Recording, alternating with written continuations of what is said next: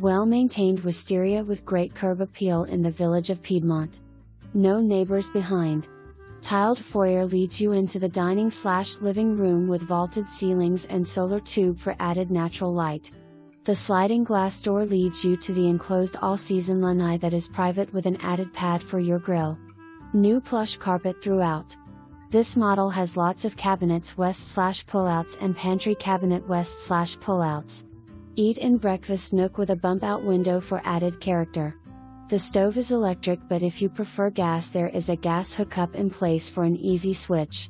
Split floor plan west/the guest quarters on one side that is equipped with 2 bedrooms with new carpet and both have closets, and the guest bathroom has a tub/shower and a solar tube for added natural light.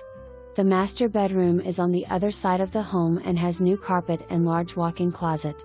The master bath has a tiled walk-in shower, linen closet and double vanity. The inside laundry room is accessible from the master bath and garage. 2-car garage has a painted floor and pull-down attic stairs for storage. Bond is paid,